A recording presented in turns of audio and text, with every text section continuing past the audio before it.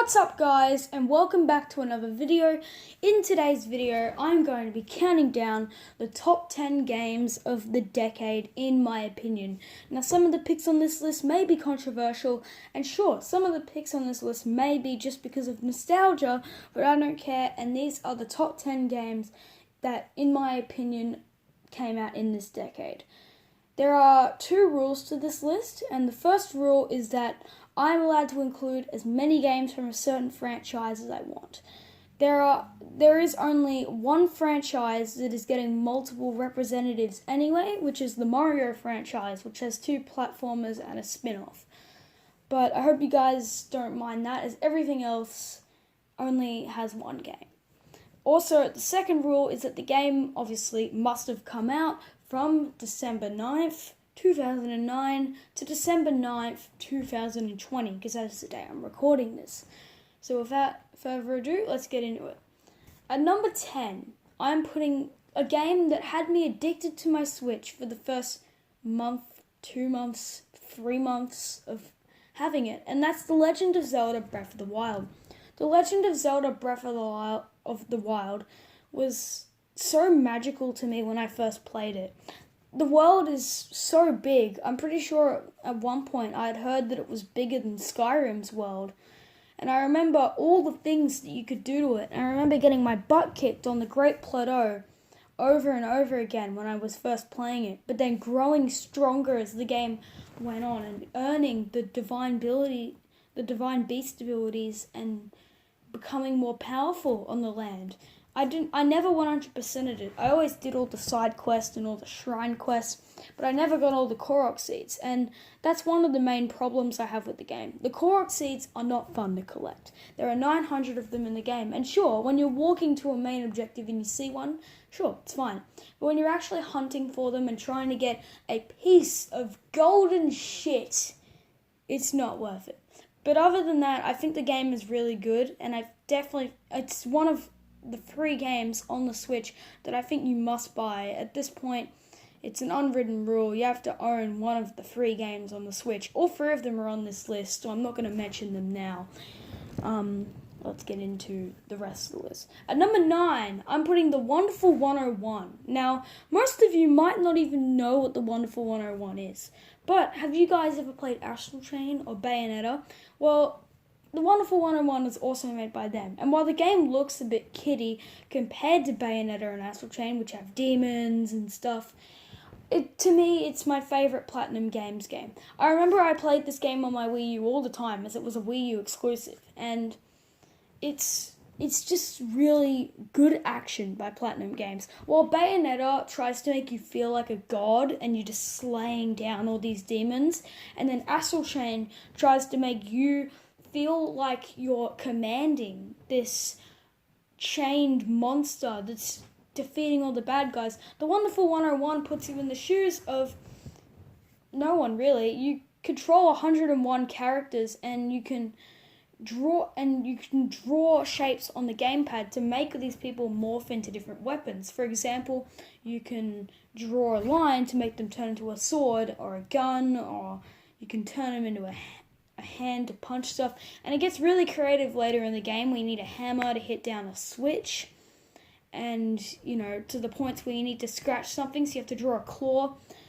The variety never really goes away in this game, and it is pretty lengthy too.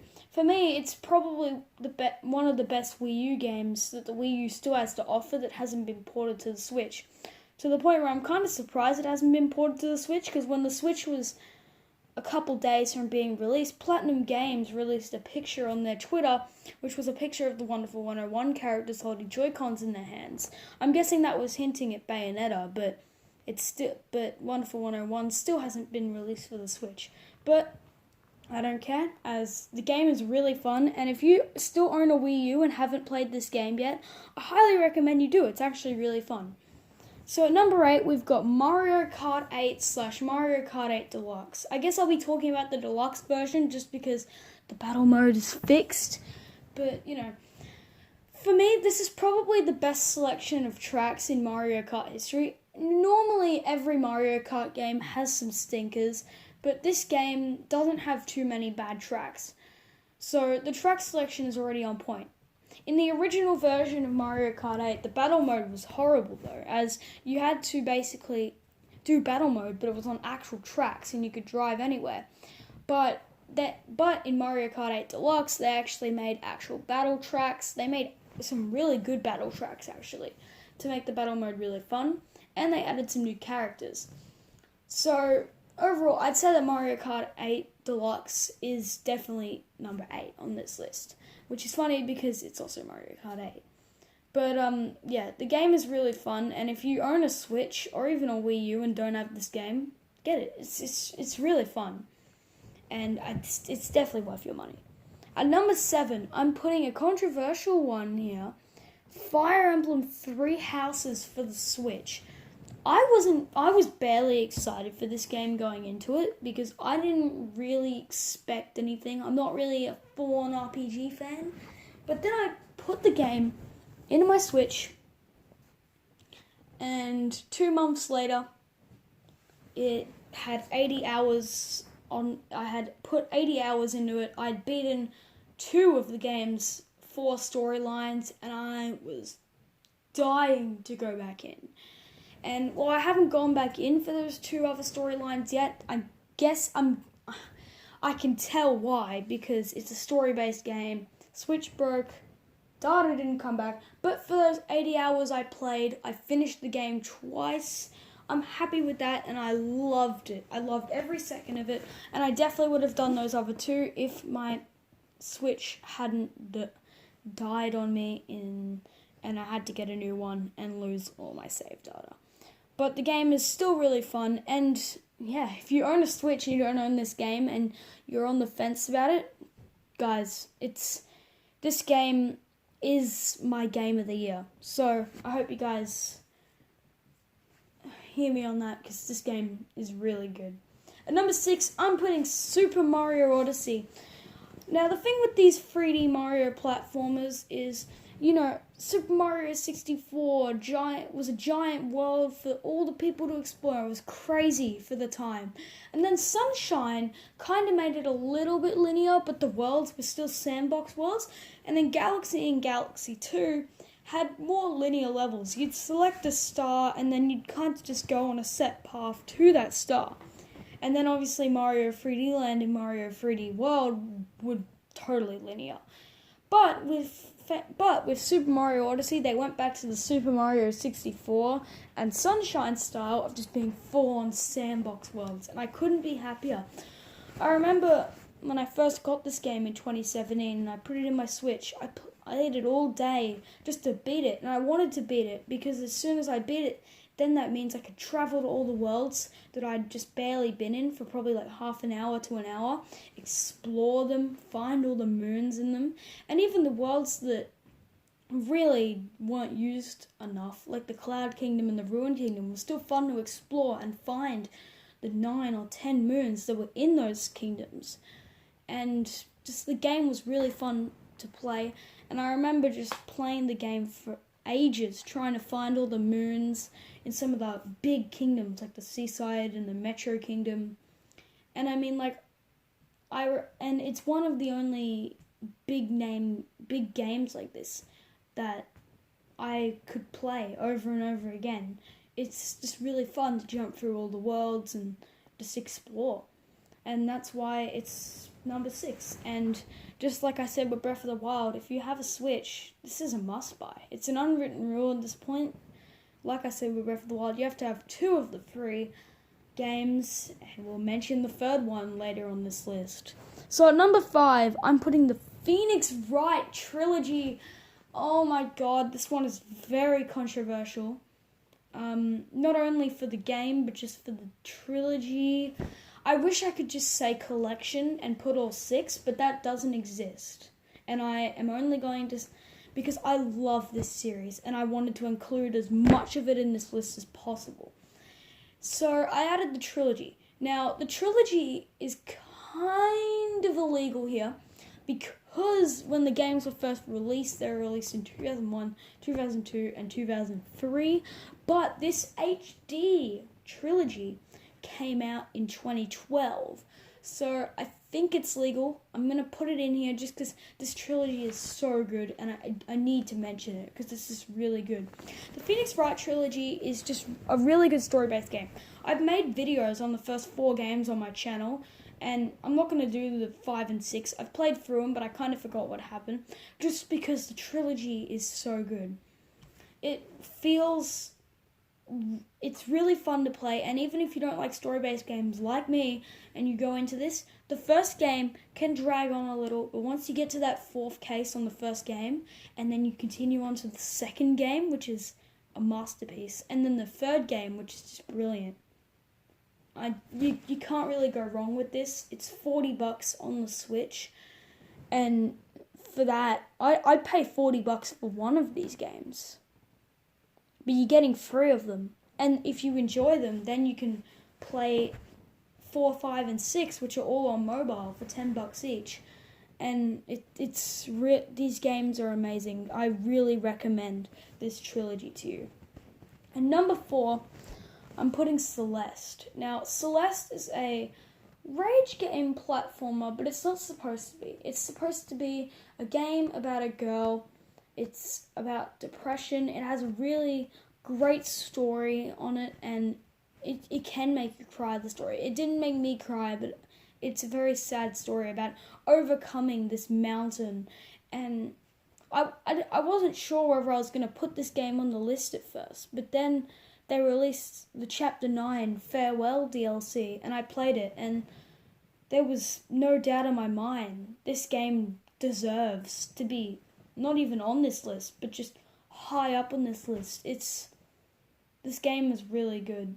It should have won Game of the Year last year, in my opinion, and it was definitely one of my games of the year, but I couldn't give it to it because I bought the game this year and played it a year late, but really, you can't go wrong. This game is $30. It's on sale right now on the eShop. You can't go wrong. At number 3, we're putting Shovel Knight Treasure Trove. Now, Shovel Knight Treasure Trove is a collection of 4 of 5 games, and so far 3 of them have come out. The rest of the 2 are coming out tomorrow, so they don't count. But even just the first 3 games put it up that high on the list alone. So I'm going to quickly talk about all 3 games. Shovel Knight is a masterpiece. It came out in 2014, and I've played it so many times to this point. I know all the levels and all the bosses, and I mean, I can't really speedrun the game, but I can definitely beat it in about 2 hours or less if I really am trying to go fast. The game is really fun, and I've been addicted to it.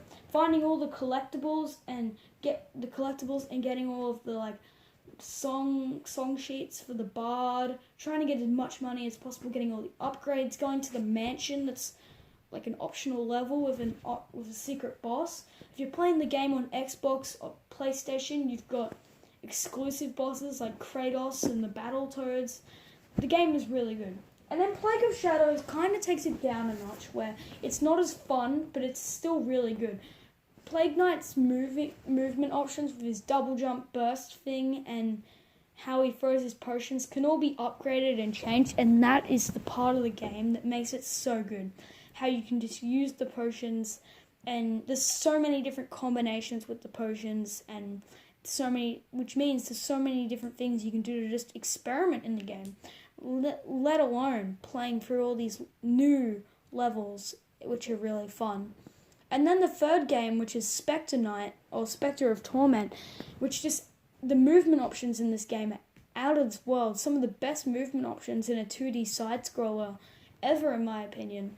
And I remember playing the game on New Game Plus, where if you use special moves, your health goes down, and that is just one of the most engaging things I've done in gaming in general. Just that was a really fun mode to play, and when I beat the final boss, it's one of all of these modes in New Game Plus. That's one of my biggest gaming achievements. To do that and get all the achievements in this game. I love Shovel Knight Treasure Trove. The game is $30 on the eShop. You can't go wrong with that. once all 5 of these games come out, it deserves to be an $80 game, but it's not. It's cheap. You can't go wrong buying some of these games on this list. They are so good. At number 2 is the third game of the Unwritten Rule, and yes, I'm talking about Super Smash Bros. Ultimate. Now, Super Smash Bros. Ultimate is just such a good game. All of the characters have unique play styles except for the Echo Fighters, and there's just so much to do in so many modes. In solo, you've got World of Light, you've got the Spirit Board, you've got online, which doesn't run that well, but still it's so much fun to play online.